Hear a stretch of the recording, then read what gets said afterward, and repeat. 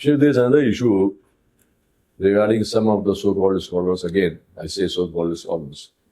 They have strong reservations against people who are involved in dawah activities. They say that they are fitna. In fact, they have coined a term like brothers ka fitna. What should be our stand regarding this kind of slandering and backbitings? देखिए, पहली बात तो जो brothers का फितना जो कहते हैं लोग, तो पहले तो उनके बारे में कहा जा रहा है या उनको फितना कहा जा रहा है जो ब्रदर्स जो उलेमा मदारिस से नहीं पढ़े हैं। तो इसे हमें समझ में आती है कि वो मदारिस से जो नहीं पढ़े हुए हैं, जो एक ट्रेडिशनल इस्लामिक लर्निंग नहीं पढ़े हैं, तो वो लोग जब दावत का काम करते हैं तो उनको वो कहते हैं कि ये ब्रदर्स का है और इनको गोया कि एज इफ ये दीन जो है ना प्राइवेट लिमिटेड है और बस हम ही इसको काम करेंगे। और तो इसको पहली बात ये जाननी चाहिए कि एक नॉर्मल लेवल में अगर हम लोग बात करें, जो आवामुन नास है, जैसे कि हम लोग जब हम लोग स्कूल में पढ़ते थे, जो दावत हम लोग तक पहुंची है किताब और सुन्नत का, वो उलेमा के ज़रिए से नहीं पहुंची, वो पहुंचे हैं इन्हीं दुआत के ज़रिए से, इन्हीं दाइयों के ज़रिए से। अब इन दुआत के ज़रिए से पहुंचने के बाद वजह से हम लोग आज जो किताब और सुन्नत के मनहज के ऊपर हैं वो है। तो जो लोग कहते हैं कि फितना है, बेहतर ये होता उन लोग कि दोनों साथ में काम करते, एक दूसरा को नसीहत करते। जिस तरीके के सहाबा रज़ियल्लाहु अन्हुम के में भी हर कोई सहाबा रज़ियल्लाहु अन्हुम उलेमा नहीं थे, उनमें भी से अब्दुल्लाह इब्न उमर, अब्दुल्लाह इब्न अब्बास और बहुत सारे सहाबा उलेमा थे, इब्न अब्बास जैसे, दूसरे दिगर सहाबा उनसे पढ़ते थे। और क्या वो दूसरे जो सहाबी रज़ियल्लाहु अन्हुम जिसके दुआत बनाकर भेजे, जैसे कि मुआद इब्न जबल रज़ियल्लाहु अन्हु और बहुत से दीगर सहाबा जो मक्की अय्याम में ही या पहले मदीना अय्याम में ही बहुत सारे जगह में चले गए दावत का काम करने के, नबी सल्लल्लाहु अलैहि वसल्लम उनको अपॉइंट किए, तो उनके पास कितना इल्म था? कम था, लेकिन वो एज अ दाई काम किए, शन तो नहीं किए या उनको हटाए नहीं। तो हमारे ऊपर या उलेमा के ऊपर ये समझनी चाहिए, देखिए आप जो पढ़ा रहे हैं, जो दीन का काम कर रहे हैं, अल्लाह अज़्ज़ा वजल्ल कबूल करे, वो मदारिस में जो फ़िक़्ह, हदीस, तफसीर, उसूली उलूम, जो इस्लामिक प्रिंसिपल्स वाले उलूम आप तुल्लाबुल इल्म को पढ़ाते हैं।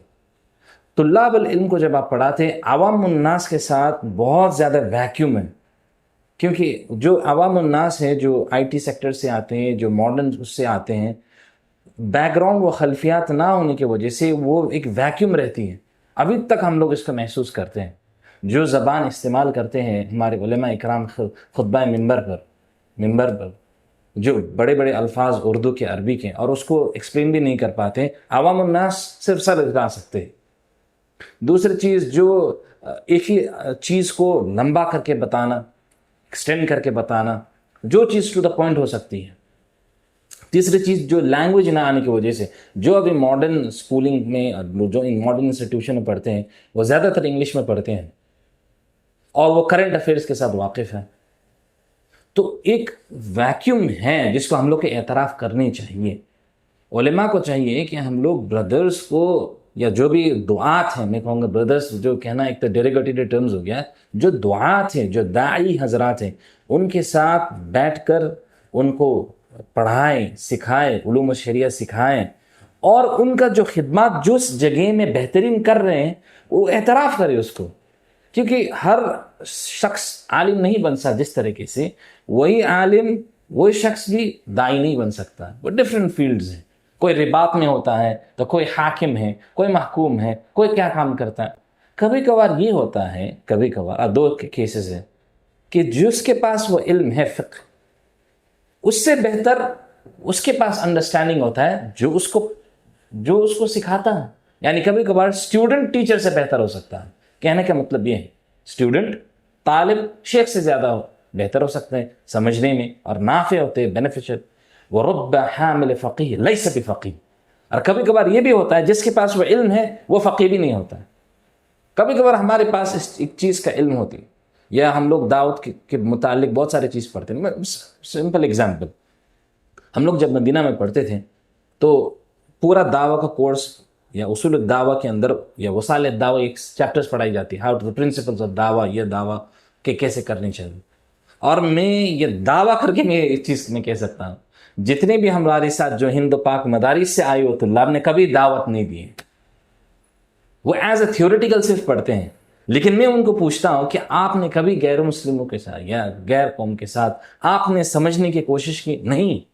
کیوں؟ وہ وسائل ہی نہیں، وہ ویکیوم ہے. ابھی آپ دیکھیں گے جو تان کرتے بردرز کا فتنہ ابھی کے وقت میں ایتھیزم، لبرلزم، فیمنزم، جتنے بھی ازمز ہیں اس کو ایڈریس کرنے کے وقت میں کون کر رہے ہیں؟ وہ کر رہے ہیں. تو ہمیں یہ چاہیے کہ ان کو بھی ساتھ میں لے کر کام کریں اور ایک دوسرے کے لیے نافع بنے. میں دعویٰ کے ساتھ میں کہہ سکتا اور میں رسپانسبل ہو کر قیامت کے دن مسئول ہوئی. ہمارے بہت سارے حضرات جیلسی اور حسد کے شکار ہونے کی وجہ سے یہ ہوتی ہے.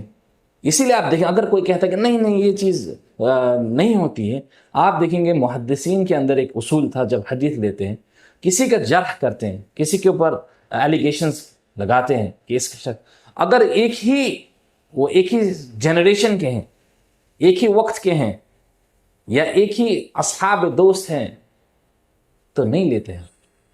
کیوں؟ وہاں پر جیلسی فیکٹر ہوتی ہے اور شیطان اس کو پلے کرتا ہے اور لوگ جانے انجانے میں اس کو اعتراف نہیں کرتے، لیکن ہے. اور ہم لوگوں نے خود دیکھے ہم بار بہت سارے. تو ہم لوگ کہتے ہیں کہ ٹھیک ہے اگر بردرز فتنہ ہیں تو وہ جو کام کر رہے ہیں آپ کیجئے، خلاص یعنی اینڈ آف سٹوری ہے نا. وہ بیٹھ جائیں گے، وہ ڈاکٹر کریں گے، انجینئرنگ کریں گے، IT کریں گے، وہ بیٹھ جائیں گے. تو آپ کیجئے. اور واللہ العظیم ثم واللہ ان کے پاس صلاحیت نہیں ہے. ان کے صلاحیت کیسی ہے کہ آپ اصول الدین، اصول التفسیر، اصول المصطلح الحدیث یہ پڑھانے کے صلاحیت ہے. لیکن جو عوام الناس کو جا کر جو ایک کاؤنٹر آرگیومنٹ دینا ہوتا ہے، یہ اس کے لیے الگ فیلڈ اور اس کے لیے الگ بیک گراؤنڈ کی ضرورت ہے. بارک اللہ فیکم.